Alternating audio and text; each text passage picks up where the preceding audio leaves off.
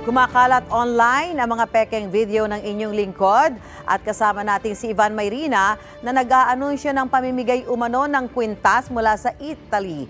Huwag paloloko mga kapuso dahil peke po iyan at posibleng ginagamit ang AI o Artificial Intelligence.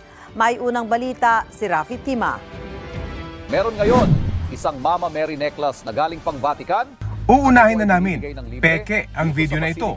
Kahit pa sa unang tingin, aakalain mo talagang totoo ang ibinabalitang ito ni GMA News anchor at senior reporter Ivan Mayrina. Ito ay may bendisyon ng mga pari sa Vatican, Italy. Meron ngayon isang Mama Mary necklace na galing At Vatican. GMA host Susan Enriquez.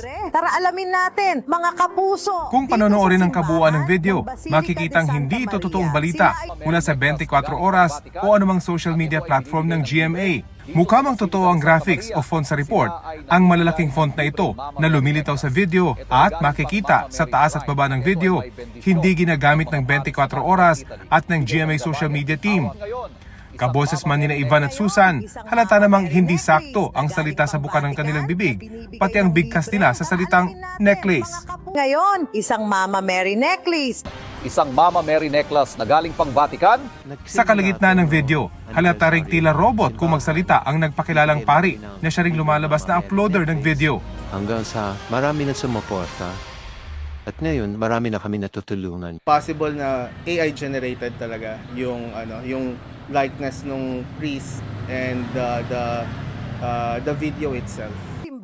Ang kabuuang mensahe ng video, pamimigay ng libreng necklace mula pa sa Italy, tila hindi rin kapanipaniwala. Kung mukhang yung mensahe hindi talaga kapanipaniwala o hindi mo iisipin na galing talaga doon sa tao na yon, siguro ang pinakamaganda talaga is tanungin mo, confirm mo kung sa kanya talaga yon. Ang nakababahala sa video, gayang-gaya ang boses ni Ivan at Susan, bagay na kayang-kaya na raw talagang gawin ng Artificial Intelligence. Marami naman siyang makukuha na boses sa araw-araw na pagsasalita niya, pag-broadcast niya. Ngayon, maraming mapagkukunan. Maganda yung training na mabibigay mo doon sa AI. So ngayon, after matuto ng AI, mapapasabi mo na sa kanya kung ano yung gusto mong sabihin. Sinubukan namin kontakin ang page owner ng social media page na base sa litrato ay siya ring nagpakilalang pari na nagsalita sa video. Pero hindi makontak ang cellphone number na nakalagay sa page. Mula nang i-upload noong December ng nakaraang taon, umabot na sa 1.8 million views ang video na tampok si Ivan Mayrina at 146,000 views naman sa video tampok si Susan Enriquez.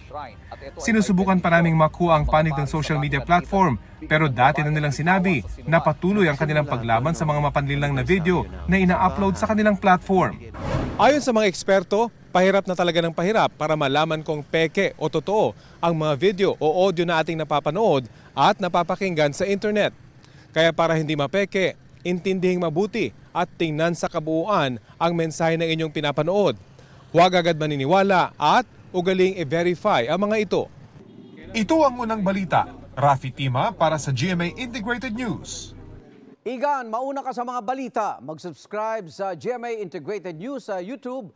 Sa mga kapuso abroad, subaybayan nyo kami sa GMA Pinoy TV at sa www.gmanews.tv.